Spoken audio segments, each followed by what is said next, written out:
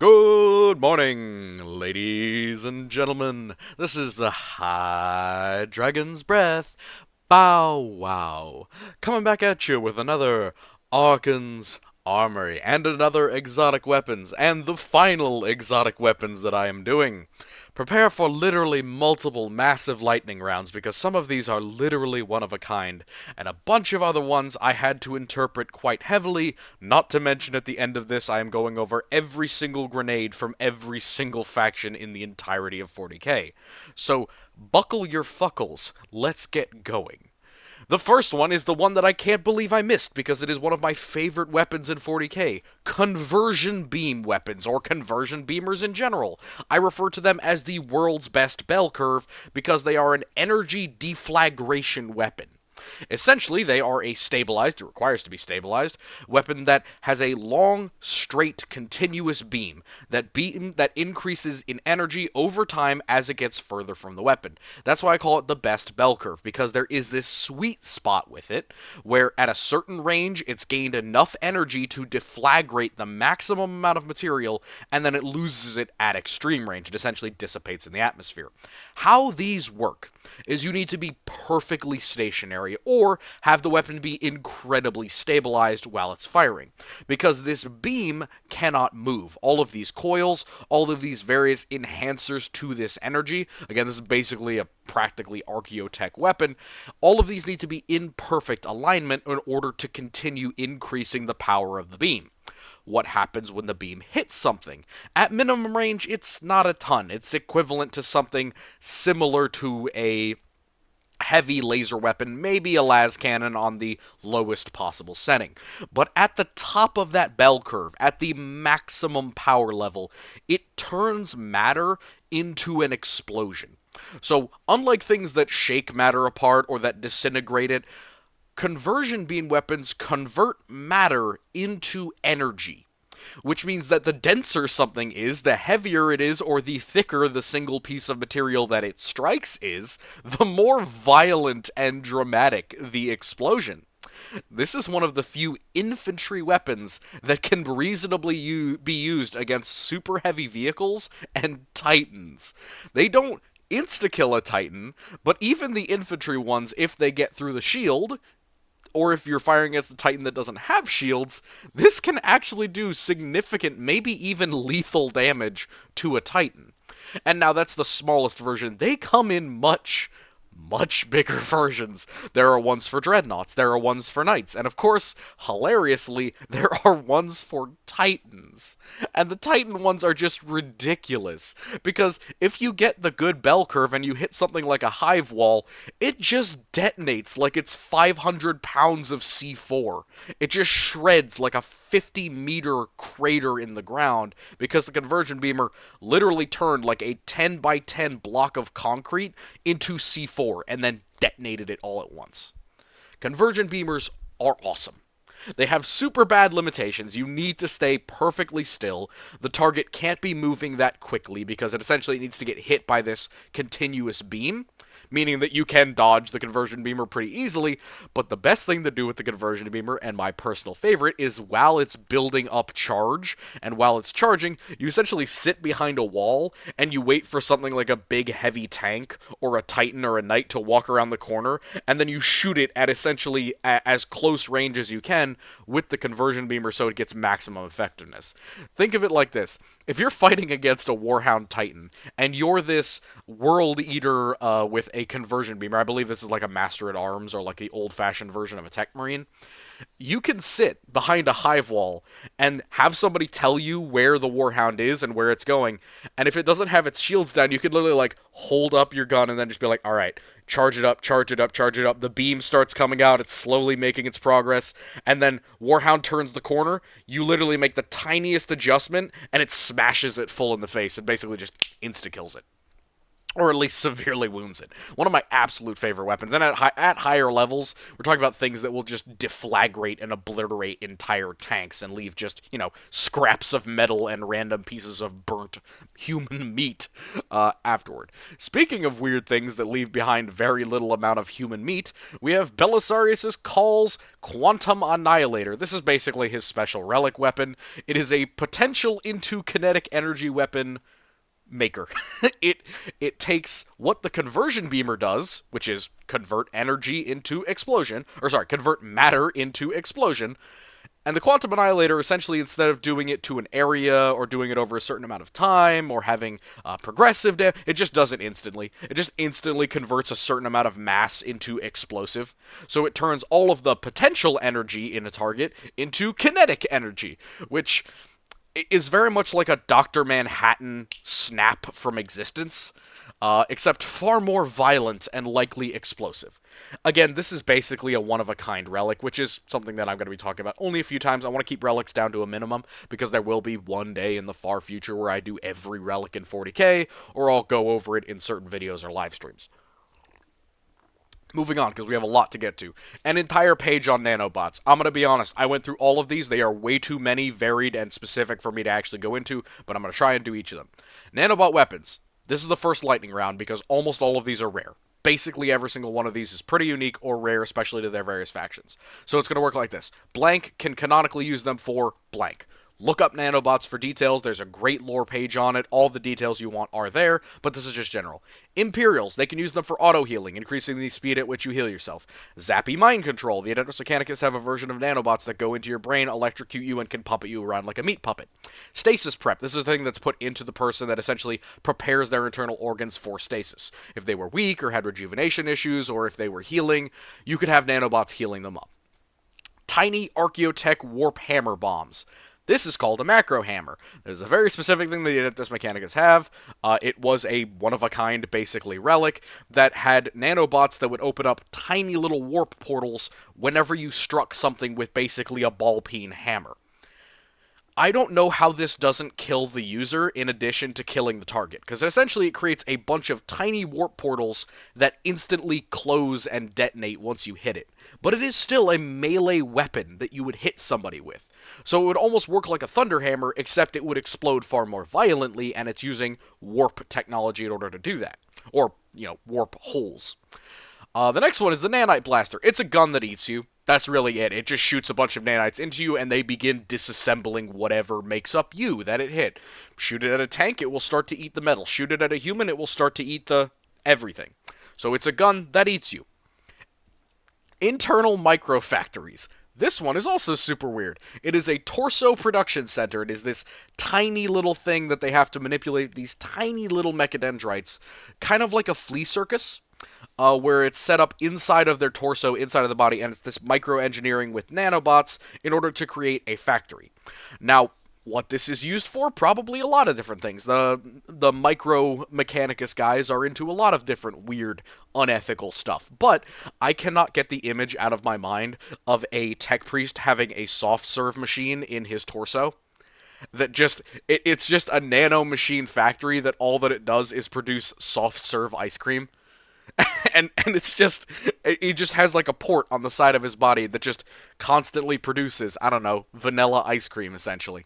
I don't know. I found that hilarious while I was reading it. I'm like, it could technically be anything. It could be any type of factory. So you just feed a tech priest milk, sugar, and vanilla bean, and the tiny factory inside of him makes you soft serve ice cream. I want that. Alright, and the last one that they do is essentially T-1000 Terminator armor. That liquid metal modifying to your capabilities or your moments of need Terminator armor. This was something that was specific to Necromunda. It's definitely way out of date, but it is technically possible. 100%. This is like a relic thing that is very, very specific to Necromunda. Probably wouldn't find it anywhere else, but it is there, so you could theoretically involve it in other things. For the Tau, Vehicle repair. This is a thing that the Imperials generally don't have, but vehicle repair is a big one. Essentially, they have nanites that will come out and reform armor protection. It might be kind of limited. I don't think it can reform actual important systems, but the armor protection itself, yes. Rejuvenation treatments / auto healing. Much like the Imperials, there are Tau Ethereals who have used nanobots to heal themselves or possibly to keep themselves alive for extended periods of time vis-a-vis rejuvenation treatments. Necrons. Living amorphous guns. Literally like a stream of nanobots that will shoot lightning or Tesla or dematerialization lasers. Anything. It's just an amorphous gun. It's just a weapon in a column of nanobots. Technically, all living metal is nanobots.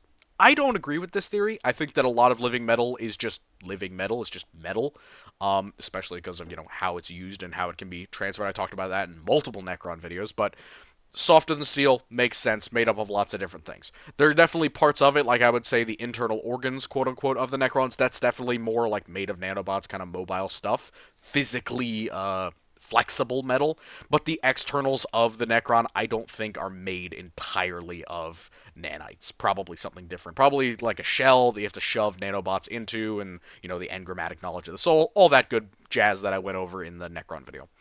Mind control seems to be limited to constructs, dead bodies, vehicles, that kind of stuff. Seems to be kind of limited to a puppeting thing. But yeah, it's a little bit grainy on what they can actually do. Doesn't seem to be something that you can do with living human beings. But not clear on that. Do not eat Necron constructs. Kroot are stupid. Why is this something that I need to say? Do not eat the flesh of a Necron. They don't even have any flesh. I don't know why the Kroot thought that eating the Necrons was a good idea. Eating necrodermis probably doesn't taste good. And I know you guys can eat basically anything, but the living metal construct was probably a bad idea, and you all deserve the fate that befell you when you did that. Just had to say that. Kroot are dumb. So, do not eat the Necron constructs. Yeah, never thought I'd have to say that. Chaos. Similar stuff to the Imperials with the advantage of these ones. Auto-healing. Pretty classic. They call it black blood, whereas the Imperials call it all types of different BS. Auto-mass genocide disease. This one was super weird. Has shown up a couple of times. It's essentially a demonic hive mind of nanobots that were mass murdering people. Originally with intent, but eventually just for the fuck of it. And it was decidedly chaos in origin, because eventually it became to be under the control of greater demons. So, yeah, that's just horrible. There's not much you can do about that at all. The Grey Knights had to sacrifice, like, a ton of Grey Knights, and all they really did is get rid of the people in charge. They didn't even really mess with the nanobot issue. They just kind of took it offline temporarily in some cases. And the last one is classic D&D mimics. These are literally self-conscious or semi-conscious beings made of nanobots that live on a certain planet that are chaos-aligned, and they are D&D mimics. They form a non-living structure, and they pretend to be that until something comes nearby that is living, and then they eat it and use it to consume and create more nanobots. The last one for nanobots is the Dark Eldar. They have two big ones, which are blood and lung cleaners. Essentially, these were nanobots in their lungs and in their mouth and other stuff that would protect them from poisonous gases, disease, and things like that. Now, it's not clear how common these were, but they were at least common enough that they were available to the Dark Eldar on short notice. And it could help deal with things like developing pathogens in their blood. And the other one is nightmare accidents. So, unfortunately, during Esrubiel's Vect's takeover of some portion of Kamara, there was an accident where someone poured out a whole bunch of nanites that transformed the entire city into a bunch of living metal spikes, and also turned the people, the Dark Eldar themselves, into a bunch of metal thorn people, covered in nanobots that were either puppeting them or that they were just living with on their bodies, like a bunch of living hedgehogs. Horrible nightmare fuel. Let's move on. As if Kamara wasn't already spiky enough, by the way. The Aegis STC fragment weapons. There are 3 of these in focus. 2 of them actually have some details onto them, and one of them is just dumb as hell. So, the blaster, the Aegis blaster. It is a hyper taser. This is not an image of it. This is a taser code. This is the closest thing I could find. Sorry, a lot of these don't have art. The Hyper Taser can kill people essentially by shocking them to death, and it can kill servitors. However, it does use las packs, which is pretty nice. Essentially, it has a little bit more modular, but unlike the average las pack, which has around 50 shots for a laser weapon, it only gets 3 to 10 shots with its Hyper Taser that can give you a heart attack, essentially. And it's also obviously relatively short range as a shock weapon. The Solex Las Carbine, it's essentially just using these yellowish crystals. Mentally, I view them as yellowish, but, it could be anything. I don't know. But probably just has a lot of different properties as compared to the usual Las Carbine. And, of course, it's a Mechanicus one, so it's just going to be better than, the average Las Carbine because better quality. And then the last one, kind of the more interesting one, is the Solex Aegis Energy Blade. It is pretty much a slippery plasma sword. So, essentially, it is a contained plasma weapon, similar to the energy sword or a lightsaber or anything like that, but it is slippery. The containment field moves and shifts and can sometimes break, resulting in the plasma just escaping from the weapon. I don't really know how these work. I think the best explanation would kind of be that it works like hard light, like a laser sword, or like an energy sword from Halo. It's just like contained magnetic fields of plasma, and unlike the energy sword, which makes a nice hard, clean edge, the Aegis Solex energy blades are slippery or wiggly. They kind of move and aren't really as consistent as we would see with a lightsaber or an energy sword. I'm not a huge fan of that. I like my swords to be, solid, but, it is a plasma weapon, so pretty useful as a cutting option. And has none of the downsides of power weapons. Anabaric Claws, or Anbaric Claws. These are tank lightning. They were attached to a bunch of vehicles during the Great Crusade, and they were used to literally allow a tank to zap nearby creatures. I don't like this because of the idea that it is, you are scratching your own back, but that's assuming that there's no allies in the near vicinity, and this could be attached to a lot of different vehicles. My main concern with this would be, what if it's attached to a transport vehicle, like, I don't know, a Mastodon, and all of the people are getting out, and then you turn on the Anbaric Claws because there's infantry attacking your front, and you just electrocute a bunch of Space Marines who are getting out the back. I can think of a lot of slapstick situations in which this accidentally kills the people right outside of the tank who are friendly. However, as an overall idea of maybe you don't want to get overwhelmed or boarded, I could see Anbaric Claws basically electrifying the exterior of your tank. Not a terrible idea. The Germans came up with something similar with this, where you could launch grenades, either smoke or fragmentation, from inside of the tank, allowing you to scratch your own back. But the Anbaric Claws are just a more Mechanicus taser way of doing that. Divining Blades. These are Horus's mega relics. And again, this one is like, you will never find these in modern 40k. 100%. If Horus didn't give it to you back in the day, it didn't exist. They are made of nightmare steel, which is a very confusing material that gives demons true death. True death is a really complicated subject, especially when it comes to weapons that can give true death. Now, we're going to talk about that when we get to Chaos and Demons, when we do videos on those, which will be coming up soon. That's going to be one of my first picks, is going to start talking about Demons, talking about Chaos, talking about Cults, and all that kind of stuff. But Divining Blades are one of few weapons that can reliably get rid of a demon forever. Why is it so hard to get rid of a demon forever? They are literally part of a god, so it's the idea of cutting a god. Literally, it is a weapon that can kill parts of God. That's a little complicated to actually put through, considering that demons are very much capable of being reformatted. Divining Blades apparently can do the job, which is probably their biggest thing. Otherwise, they're probably just regular swords.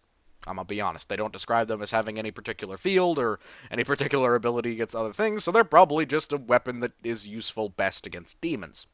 Phase Taser! This one's ridiculous. This one is outright stupid. I don't know how to explain. This is one of the dumbest things I've ever read. It is a Relic Mechanicus stick that just throws you into another dimension. It just throws you into another dimension. Parallel, into the warp, into another dimension, backward in time. Who knows? I touch it to an enemy, that enemy ceased to exist on this plane of existence with me.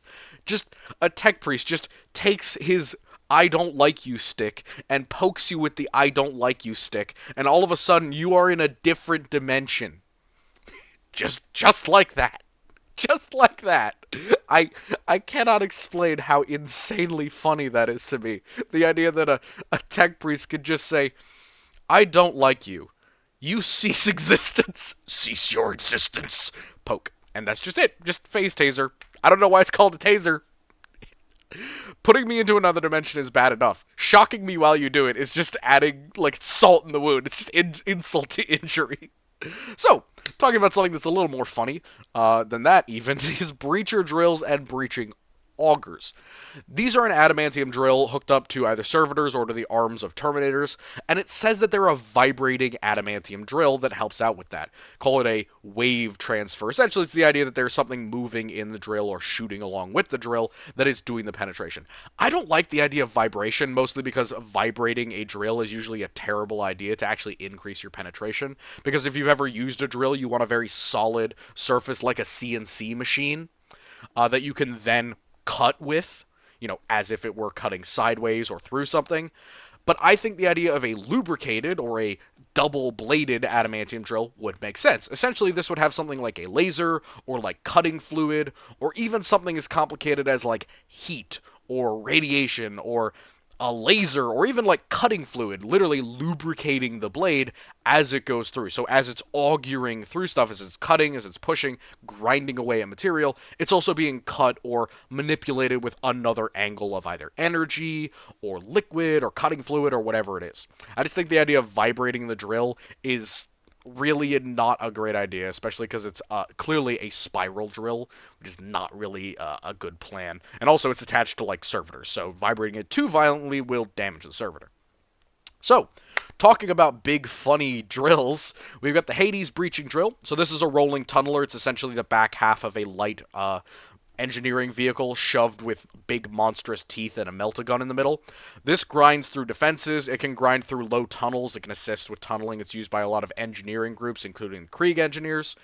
Big problem with these, they're not well protected or armored, and they have no weapons of their own, nor do they have shields. So if you just have them in the open going against enemy fortifications, you're going to get absolutely obliterated.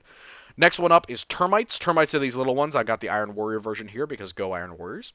They have small meltas, so kind of 4 of them, and then a drill, and then tracks in all directions so they can push into the ground and dig themselves. However, they also have the first shield here. So this isn't a shield for protection, this is a phase shield. Phase shields essentially work as kind of a miniature void shield in front of the vehicle. What it does is essentially it wave bubbles the void shield through the ground, weakening and damaging it essentially, and allowing you to crush through it much more easily. So instead of tunneling through a bunch of solid rock, the phase shield essentially is constantly rotating and slicing in front of you, so you're cutting through a bunch of thin sheets of rock instead of one continuous solid piece. The mole is essentially that, but it carries more people. It's a little bit smaller than the Hellbore. Kind of the Hellbore, you can see, requires a very large vehicle to actually function. The mole is a lot smaller, closer in size to the termite, but it has more weaponry at the front, and it is larger in terms of capacity. The Hellbore and the Plutona are large phase shield tunnelers armed with weapons and shielded. Now, weaponry-wise, these are usually equipped with something like a pop-out heavy bolter, like you can see here on the Termite. Termite not usually armed, other than the standard weapons, but the Iron Warriors, they're cool guys. They have pop-out weapons, because they're cool. But the Hellbore and the Plutona have actual weaponry. Heavy bolters, las cannons, other heavy weapons that are attached to its carapace, because it is this enormous entry vehicle, the size of like a very large intercontinental ballistic missile that goes underground. And again, it's got that phase shielding where it cuts through the ground ahead of the drill pulls it along, and then in addition to that, it actually has its own personal shields. These are kind of like refractor shields, but they effectively will take initial damage for the vessel before it gets in. And you can see, boarding torpedoes are actually designed very similar to these. But they go straight into the ground. The actual driver for these, unlike the treads of the Termite, are a kind of exhaust system or a shooter system at the back that works like a missile to drive it along under the ground. The Mantolith is the only interesting addition to this. It is a Hellbore with a teleportarium. Why would you do this? Well, essentially so that you never knew that you got attacked from underneath. The Mantolith will drive underneath enemy defenses, it will come up close to the surface, and then it will teleport everyone inside up to the surface, so you just kind of appear in somewhere where teleportarum strikes really wouldn't work normally, because it might be very far underground. Mantolith allows you to do this. Both the Mantolith and the Plutona were used at the Siege of Terra, which is why they're pretty cool. And again, like the Plutona and Hellbore, the Mantolith has a lot of weaponry, though again, as it doesn't necessarily need to surface in the same place that it deploys its troops, it doesn't really need the weapons, necessarily, until it actually breaches. So, speaking of things that go underground and tunnel weirdly, the Mole Launcher. The Mole Launcher is a modified missile launcher. It's got a backpack-mounted computer that controls a mobile tunneling rocket that is used to go into enemy tunnels underground and shoot and explode them. It can also be used as a support weapon, just like a normal missile launcher, where you essentially go into the wall and then curve back out again to shoot at a target, but it's rather awkward in this use, and it is much better to use it to try and collapse enemy tunnels or attack them while they are tunneling. The next one, a pretty similar one to that, is the Mole Mortar. Now you have them here. This was originally a squat weapon back in the day. I do miss the squats. But the Mole Mortar looks like somebody is using a mortar very incorrectly. It is a mortar that you have put the open end of the tube down towards the earth, and you shoot a bunch of angled mortar shots into the ground. And what is the point of that? Essentially, the idea is there's an enemy tunnel somewhere down there. This mortar shell will dig through the ground until it finds open air of a tunnel, or it senses enemy tunnels, and it will detonate, causing a shockwave through the ground, collapsing the enemy tunnel. And you can see these are deployed in large groups to essentially collapse any tunnels that may be in the area. I love them so much. These have a harder time tunneling through rock than they do through dirt, but they can still tunnel through rock, which is terrifying. The Votan Mole Grenades. These are all just tunneling explosives. Again, these ones are a little bit less complicated. They're much more of an infantry weapon, but as they are designed for underground warfare, they can be used very similar to the Mole Launcher with a smaller payload. The Helix Plasma Mortar. This one is on the big old Cybernetica boys. These are an airburst plasma cannon. It's very large, it detonates above the target and then sprays it with a bunch of hot plasma, and then it has a small shockwave of explosion afterward. So it does a little bit more damage than like overcharged plasma, but that's mostly because of how slow it fires. This goes on the Thalax, and I will at some point now be talking about the Cybernetica because I did a lot of research about them in this video. For a specific individual who also suggested a majority of the weapons for this video. Don't worry, that one's for you, because I spent so much time looking through the Cybernetica stuff, and I was like, I hate this, but it is also really interesting. So, yeah, the Helix Plasma Mortar is cool. It's very much like a heavy artillery for the Cybernetica, but it has some serious limitations, including power and ammunition. But it is on a really big robot, so it's not that bad. The Artificio Biologus 0.5 Hypo Pistol, or in this case, the Syringer Rifle. It's literally just the Syringer Rifle.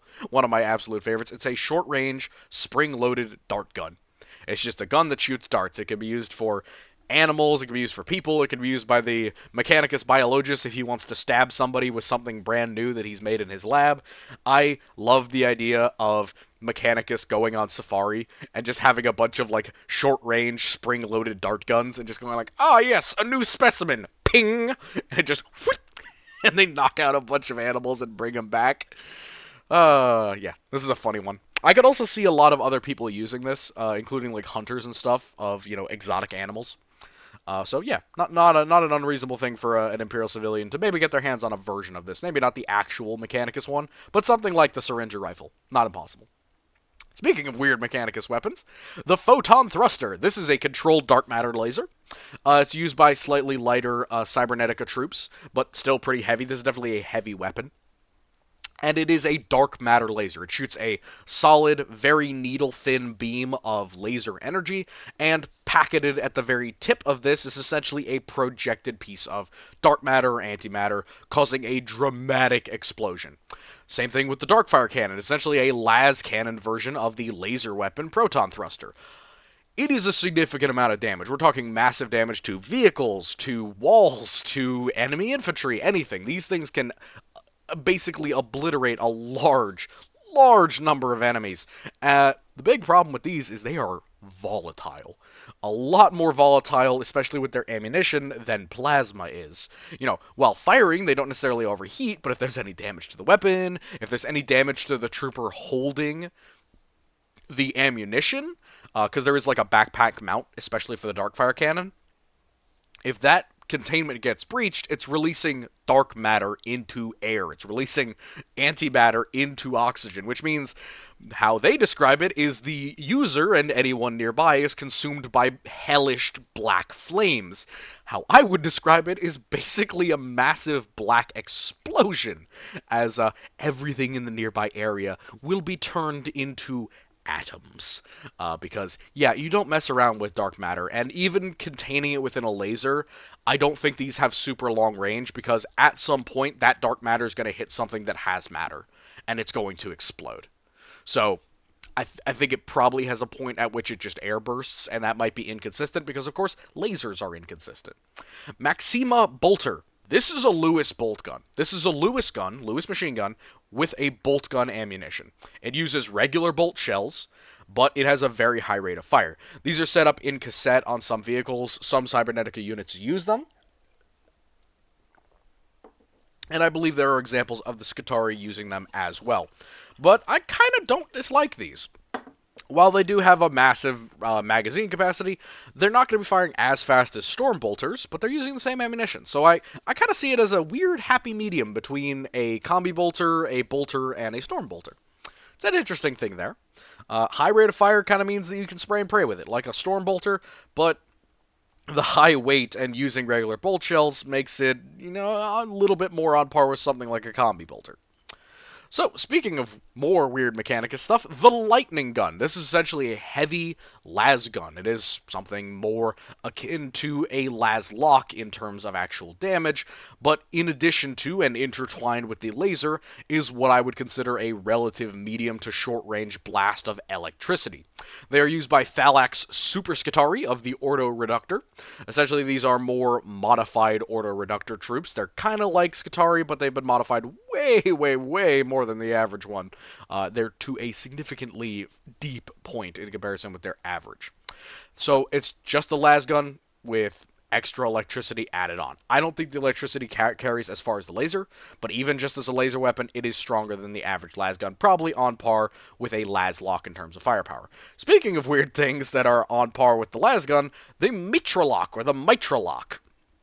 These are a las shotgun with a quote-unquote high rate of fire, but low range. They're used by tech thralls, and I honestly think that both of these weapons could probably be used by other forces as well. But the Mitralock 100%, like the las lock, is going to be used by other forces 100%. Not sure why you would use it, because the shot las does exist, but I think the thing with the Mitralock is that it is short range in that it has absolutely zero accuracy. Basically, outside of short range, 100 meters, it's going to be spraying at such a high angle that it's not going to be able to hit anything with the full power of the weapon. Because the idea is essentially it's spewing out lasers in almost like a 45-degree cone.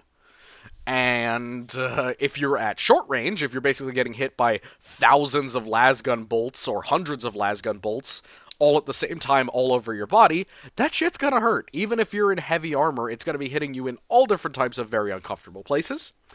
And while that I think considers the high rate of fire, so it probably gets like one single burst of a huge cone, and that's like, 500 shots in a matter of seconds, and then it has to cool down for a second, and then you can fire it again.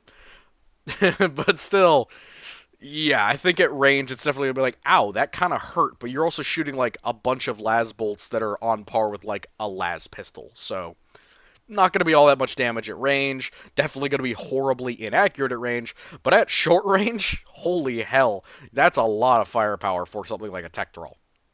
Speaking of a lot of firepower, Eradication Rays and the Eradication Beamer. These are laser fire hoses. They just atomize targets with infinite hits, and it expands like the Mitralock as you shoot the weapon. So it shoots a yellow beam that is very thin as it comes out of the weapon, but it expands dramatically. as you fire from it. And things that get hit by the further out stuff, they kind of just like get hit with a billion different las weapon shots, and they kind of just get, semi-atomized. But if you get hit at the close range, it literally nuke shadows you from existence. And this works with vehicles as well in terms of the Onager Dune Crawler. This big boy. This one, I kind of see it as a continuous blast of something similar to a Hellgun. Essentially, it is constantly giving out that Hellgun power, but it is doing it with more and more and more energy behind it, which means as a normal laser would expand or it would deflect, the eradication beamer literally keeps most of that energy. So if you get hit with that maximum power, you're getting hit with the power of like multiple las cannon hits at the same time. But if you get hit with the diffuse power at the more distant ranges, you're still getting hit all over your body with like infinite hits of fire hose las gun fire. So this thing is very much like the Mitralock, where it's like the Mitralock, but it's better at both ranges. If it hits at short range, you're taking all of that damage directly to you, which will literally atomize large portions, or possibly all of you.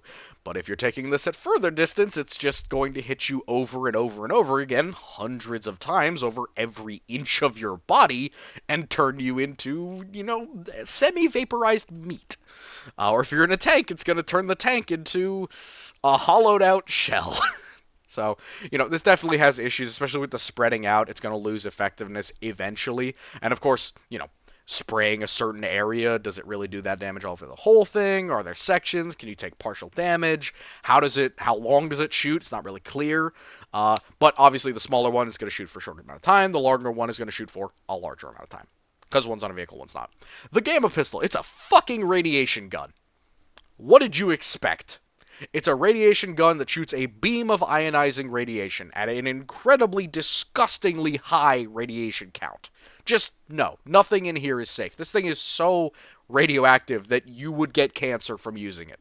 Another thing I was questioning, I was like, I asked a friend, what happens if a tech priest get cancer? And he's just like, opportunity for new limb. And I'm like, yeah, that's about right. And that's exactly what the Gamma Pistol is. So it goes from disintegrate person to disintegrate wall. So it says, when you unlock the secrets of the Gamma Pistol, it's a fucking radiation gun. What secrets are in this gun? It literally just shoots a beam of instant Dr. Banner Hulk vision into you as a human. No shit, you basically turn into green goo when this gets fired at you, because it is turning your atoms into not atoms, and it is turning your cells into instantaneous cancer.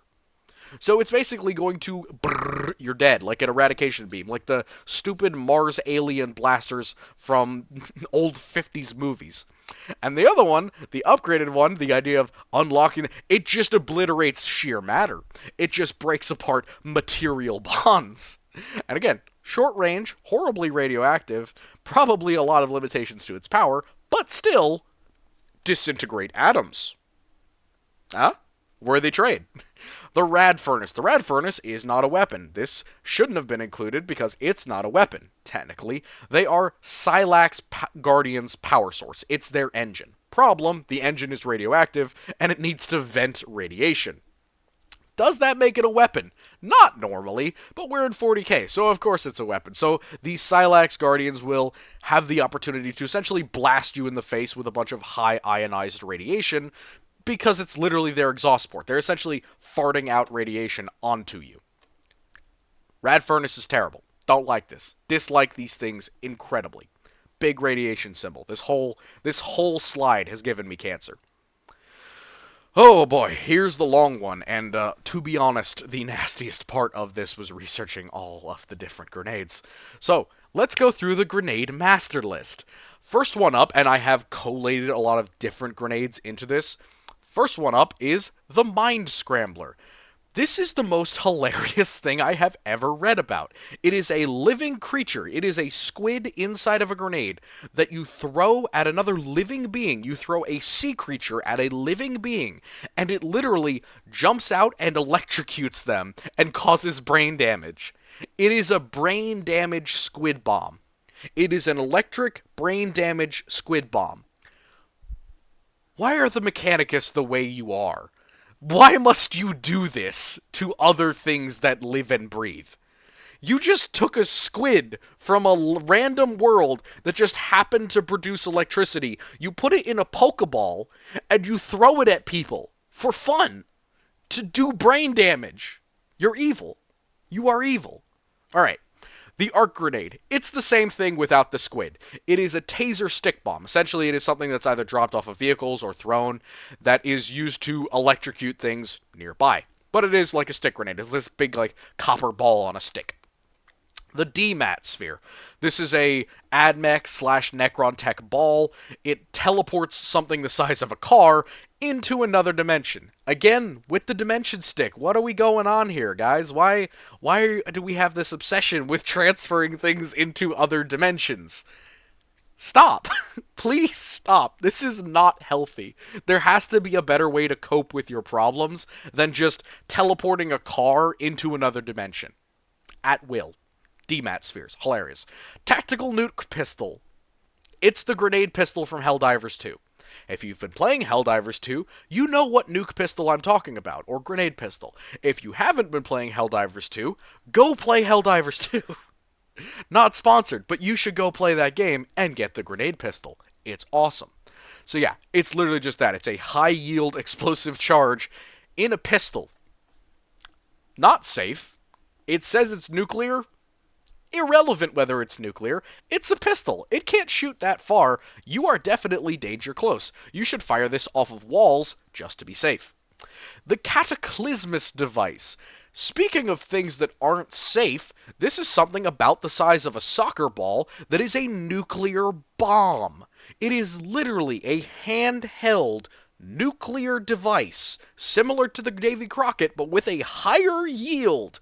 So again, stop. It's a bowling ball nuke, basically. Not a good idea. These things are very, very dangerous to use as a human or anyone else. Reason they call it the Cataclysmus device, because they have to be clever. Anti-plant. Anti-plant grenades are literally just Agent Orange. It's just a chemical defoliant inside of a ball. It's pretty simple. There's all different types of them. There's special ones for the Astartes, apparently, which I find hilarious, but I guess that they're supposed to use them on living things as well, or they're supposed to be so toxic that you couldn't breathe it even with a respirator or something like that. Anti-grav, this is something that the Eldar use. Surprise! You're flying now. Toss a grenade, it goes off, gravity ceases to exist in a certain area, you get disoriented flipping around in the air, the warp spider jumps through the anti-gravity area and cuts you into little pieces. It's funny. It's honestly a hilarious grenade, and I'm a big fan of it. So, next one up. Blasting charges, implosion charges, and tube charges. These are bags, sacks, backpacks, cases, cassette bags, containers, toothpaste tubes, just packed with C4.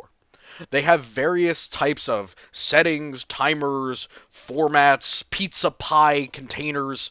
All of it just boils down to plastic explosives with a detonator. That's all that they are. Some of them are really complicated, some of them are really simple. My couple favorite ones are the ones that come in big backpacks and you essentially just kind of pull a ripcord and toss it in somewhere, or the ones that kind of come as butt or like waist satchels that you can toss off, pull the pin, throw it. But yeah, these are used for mining, they're used for destruction of property, they're used for destruction of enemy property, they're used for destruction of Imperial property. They're just used for destruction. They're really useful. So, next one, there's a wide category here. Blind grenades, EMP grenades, haywire grenades, photon grenades, and prismatic grenades. All of them produce one of the following: either electromagnetic smoke and radiation, regular smoke, electromagnetic pulses that disable electronics, or just a bright flash of light.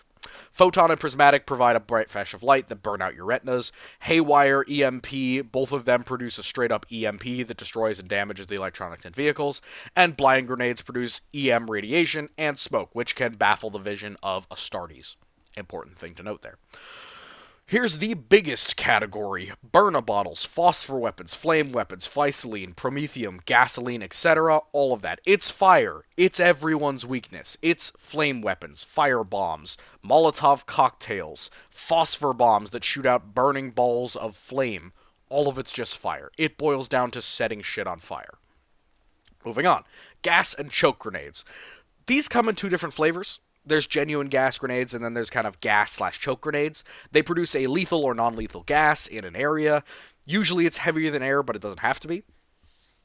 And it essentially provides you the ability to either choke somebody out with a non-oxygen compound or give drugs to a large number of people at the same time. Frags and fragmentation mods, it's a fragmentation grenade. It's explosive, around which are a bunch of pieces of metal and ceramic that come apart when it detonates and throw a bunch of shit into your enemy.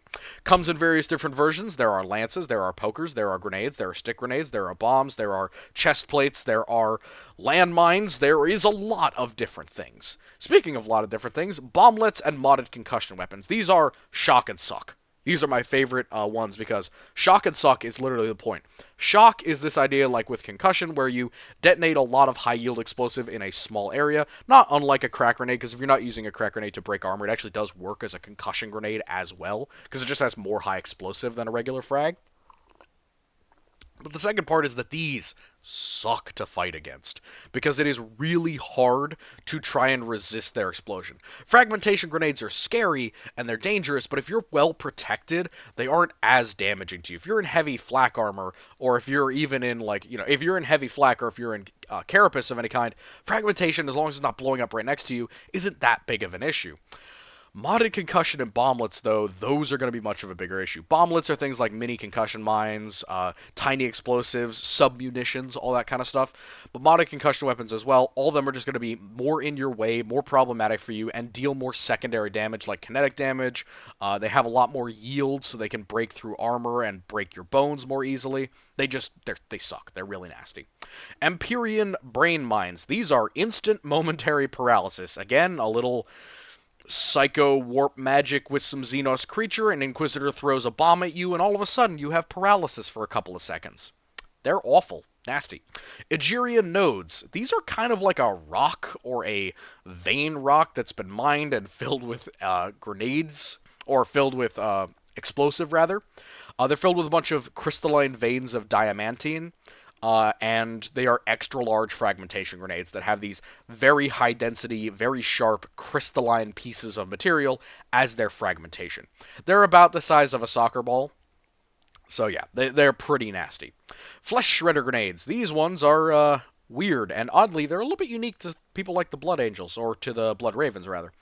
These have servo saws in them, so they are powered saw blades that literally detonate and throw a bunch of these tiny powered saws out that grind into flesh. Now, I could see these being much more useful against large creatures like Tyranids, maybe throwing it into or onto them and then detonating it, or maybe even shove it down their throat and just have it detonate inside of them. That would work really well. Drug and gas grenades. So these are usually hallucinogens or poisons. So, hallucinogens are a thing that you'll see a lot in 40k. It's essentially airborne LSD. So it'll make you confused, it'll make you see things, it will definitely ruin your morale. And the other thing is just outright poisons. And you see this a lot with the Death Guard and other people like that. They will use poisonous or toxic, noxious, diseased materials in explosives to provide them to a larger number of people. Leaper mines. Leaper mines are really cool. They were used in the Siege of Armageddon and also other places. They are a heavy bolter shell, or also theoretically a bolt shell, but usually a heavy bolter shell, used Viet Cong style, buried into the ground with a breakable exterior portion and a small firing pin stuck into the ground beneath them. Essentially, the idea is enemy steps on the hole that you've dug, enemy breaks the seal of the hole, it pushes down the shell hits the firing pin, the shell goes off, shoots up through their foot, and detonates about by their nuts. So the idea is that you are having a heavy bolter shell that will essentially rip through somebody's foot and then detonate at about waist height, hopefully castrating or killing them. Really nasty. They call them mines, but these are a lot closer to just bad faith arguments on the battlefield. Nasty things. Love them a lot. Big fan. Melta-bombs. These are essentially an instantaneous 360-degree melta shot. It expends a huge amount of hyper-energized metallic plasma, melting its own casing in order to detonate a large area, instantaneously slagging large portions of metal, concrete, and other materials around the melta-bomb. You can make melta-bombs directional, or you can just have them detonate omnidirectionally in every direction. If you have them detonate directionally, that will penetrate hundreds of millimeters of steel or multiple meters of concrete. If you have it detonate omnidirectionally, it can still detonate and destroy multiple meters of metal and concrete, but less than the directional penetration. But it will also penetrate everything. If it's in a small area, you can make the area bigger. Mind Flex Shards. So these are a memory eater grenade. They're kind of from a Xeno species. They remember your memories, so if they kill you, I guess it can steal things from your corpse. But it's not all that interesting in terms of, just being a normal grenade. Monoball and Xenofilament grenades. So the monoball grenades are very specific to the Death Watch, or at least they are mostly specific to the Death Watch, but there are also monofilament grenades that are used by aliens. These are literal monofilaments. They are tiny lengths of metal and material that explode upon contact or upon being detonated, and they shred a target by spraying a bunch of really, really thin, sharp metal into them. It's like a fragmentation grenade, but way, way, way worse. And with a lot less explosive. The next one up is Poison Globes. Now, those of you who are big fans of Warhammer Fantasy, you're already thinking of something. It's not that. These are glass venom grenades. They're very similar to the ones that the Japanese used when they were trying to poison the Chinese in World War II. They are a glass globe, roughly the size of your head, filled with poison or disease that is literally thrown at or towards an enemy that will toxify and kill them, essentially just using the gas inside. Anti-psych, these are essentially just grenades that are used against psychers. They will use either null dust, saint dust, sensei dust, or some other type of consecrated material that either makes psychers go crazy, or kills them instantly, or it just makes them useless. It negates their psychic powers. These are used by a lot of different forces, especially by inquisitors and people of their ilk, to try and remove the psychic capabilities of their natural prey. They're very dangerous. You can get away from them, but it's pretty difficult, because once the stuff gets on you, and even if it doesn't make you go crazy or die instantly, it can make you really, really not able to access your powers for a while. You kind of got to take a shower after a fight with one of these. Rad grenades. It's a radioactive grenade. It expels a huge amount of radiation, probably melting the ground underneath it, and it will cause you to get cancer, and also brain damage, and also, damage your skin, burn you, etc. Stasis bombs. These project a stasis field around a target. It is a pretty effective way of trapping someone, though theoretically you could also trap parts of them in or out of the field and then attack those parts and kill them. Not sure exactly how that would work, considering stasis is usually a very carefully done process and not usually chucked into a grenade. Could be a little weaker, could be a little different, but it isn't usually a permanent thing, the stasis bomb.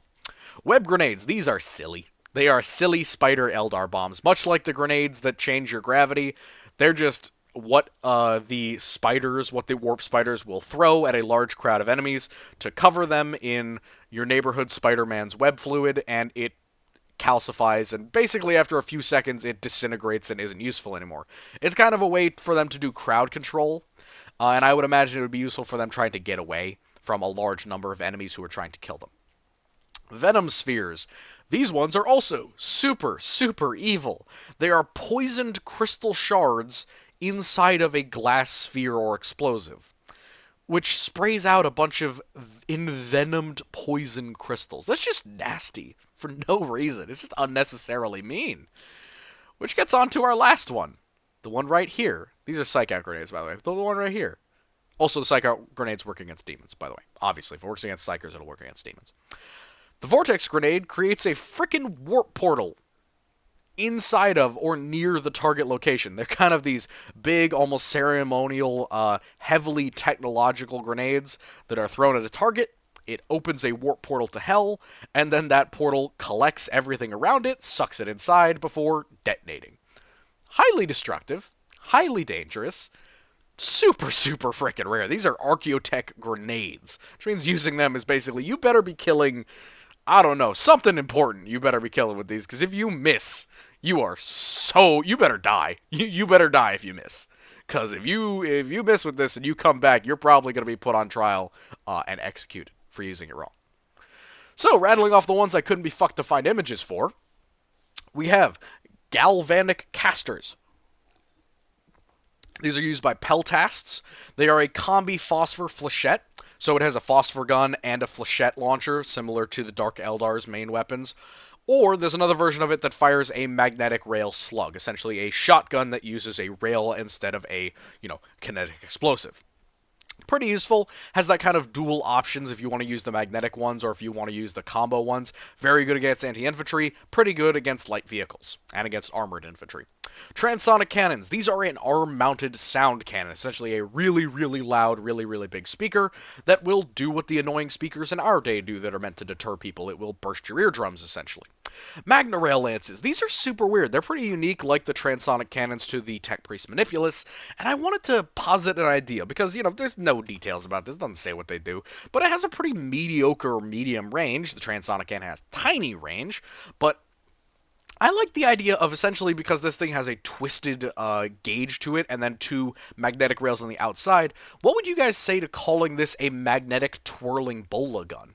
So a bola, if you don't know, is two or more pieces of stone or wood or whatever tied together by a rope that you whip around and then throw at a target.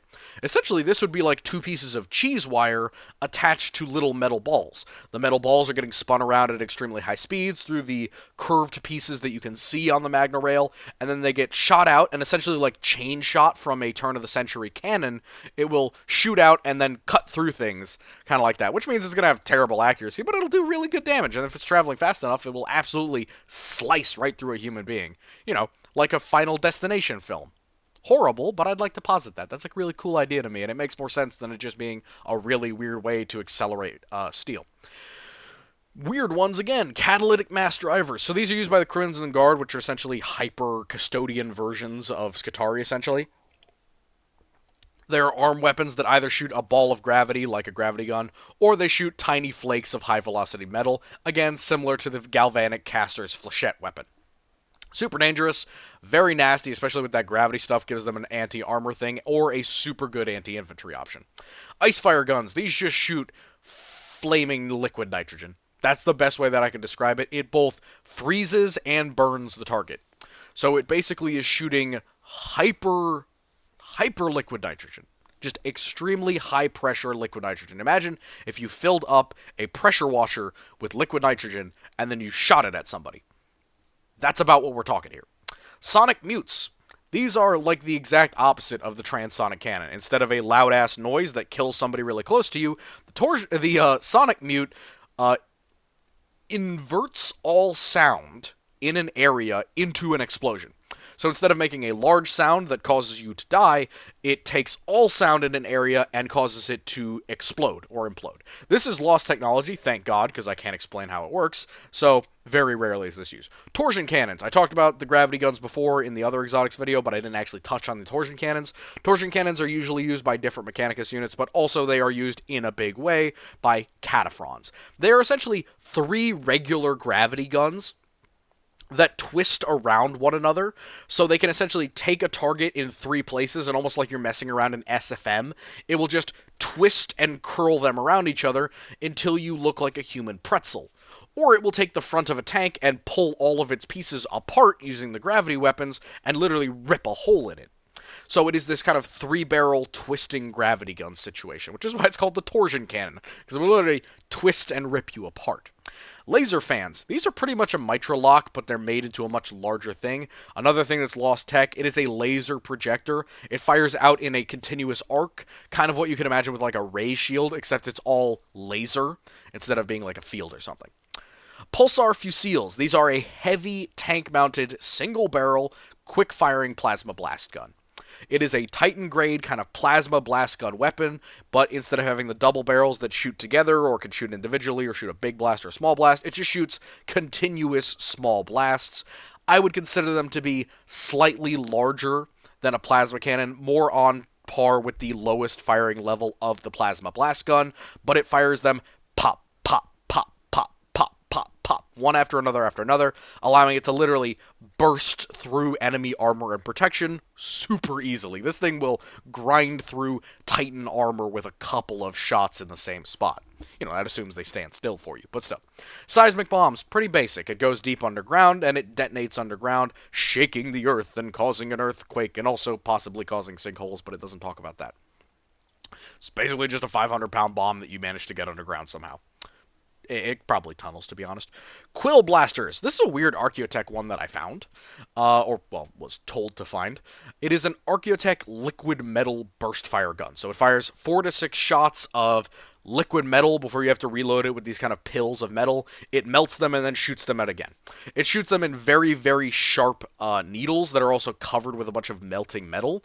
So it's a very, very hot, very nasty way to die, to essentially get impaled over and over again. And because it's firing in bursts, you can kind of just brr, brr, brr, with this thing. And it is a pretty nasty way to have an infantry weapon all in all. But it is Archaeotech, so very limited. Holy hell, that was a long one. So, important thing here, we have a new video series on Navy ships. I have other videos that I intend to do in future. Our Discord is going to be out at the end of this. Anyone who's a subscriber is welcome.